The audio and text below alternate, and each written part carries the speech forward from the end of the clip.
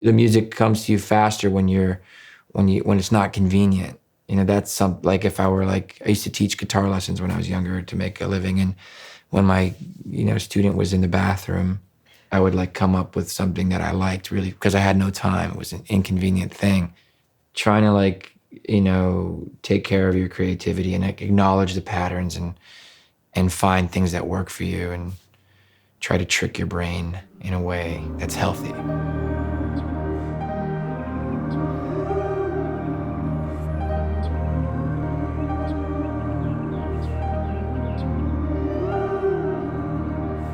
Hi, my name is Emile Mosseri. I'm a songwriter and composer of Minati, Kajillionaire, and The Last Black Man in San Francisco.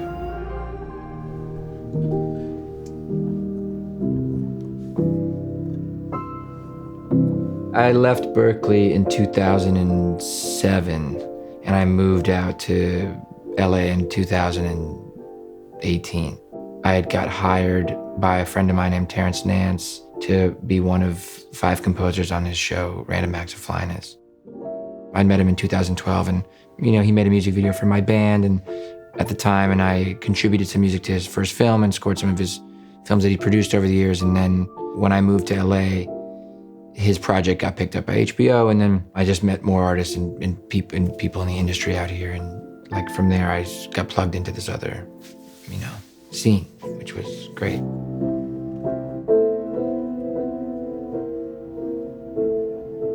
I don't even really have a preference. I love scoring films and I love writing songs and performing.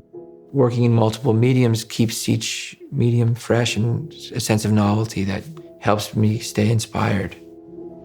I don't look for something technical in a piano or like a year or a certain brand. It's more about the sound and the way it feels. There's a guy named Puya that sells pianos, used pianos, and he's got like a warehouse full of like 40 pianos, and you can buy a piano and then trade it in for another piano that's more expensive and pay the difference. So it's sort of like this revolving door of pianos that I found helpful for like, getting a new piano for a new film. The idea being that like if you get a new instrument, the instrument will just write all these melodies for you. You can spare yourself the agony of like pushing through that space creatively. Pianos have been helpful that way, where like you have a new instrument and it does unlock things for you. It does sound new and it surprises you in ways, and you react to it in a different way. And I think that can create, melodies and new music.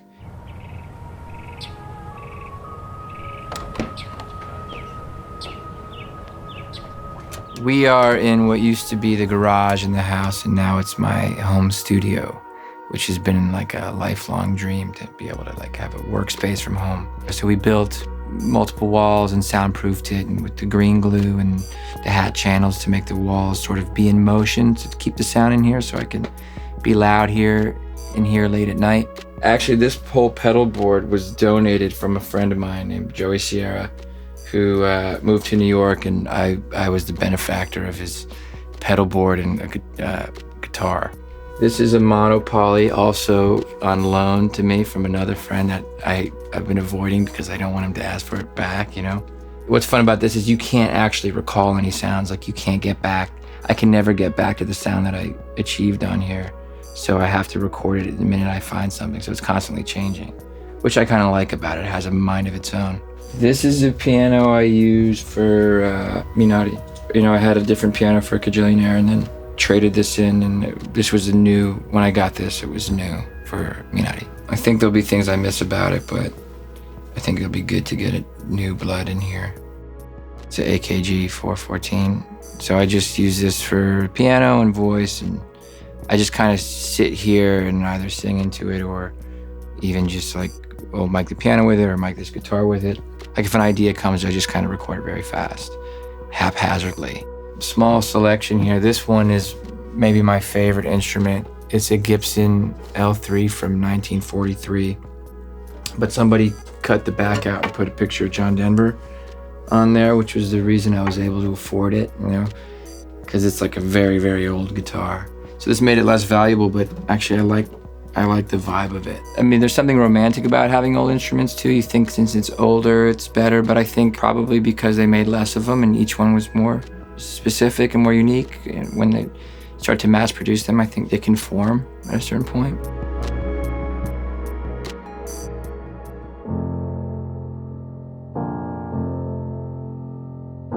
Sometimes I start with samples and libraries. If I have a sound, like I can create more like music based on collages, or sometimes what I'll do is make my own samples. Like I'll record an instrumentalist. Like for Last Black Man in San Francisco, the first film I scored, I recorded a friend of mine, Theodosia Rousseau, who's a brilliant oboist and English horn player, and I recorded her playing all these like really distressing, playing these sort of polyphonic primal sounds and different like little melodies, and then I would just collect all these recordings and then treat them as samples and make my own samples out of them and comp them together in a way that felt exciting and musical.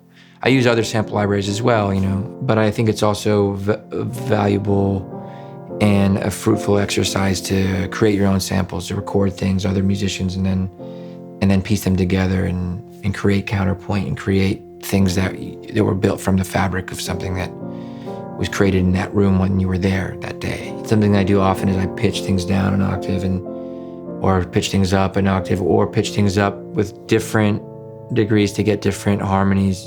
And that's really kind of always the goal, is to like take a familiar sound and feed it back to yourself in a way that it surprises you and sounds new. Then you're lit up again and you're able to be inspired and react to it.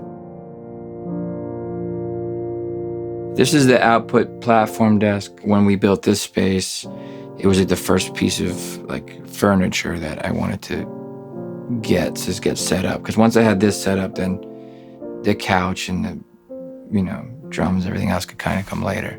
But yeah, no, I love it. It's great. And you can, put racks in it and sort of customize it to your own workflow. I have the Apollo XAP as my interface. I have these patch bays here just to sort of set up for my workflow if I want to go direct. I have the 1/4 inch guys here and XLR here. I love these output monitors here I use for wider stereo field. So yeah, when a director is here, they sit on this couch over here and watching this picture on the screen. I switch over from the Atoms to the output Frontiers for the wider stereo field. I have this like rich sound that's good to present my work. I use them to present my work. And also just to listen to music in this space. Like if I'm just in this space listening to tunes, it's nice to hear them on the Frontiers. It's always a matter of reacting to something for me. Whether you're reacting to a film or a piece of footage or a script or like a sound of an oboe or the sound, whatever it might be.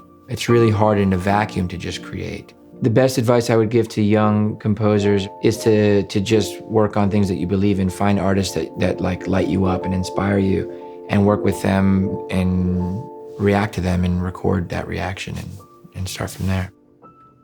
Try making something together and see if it works. It might and it might not, but there's no way to know until you get in there.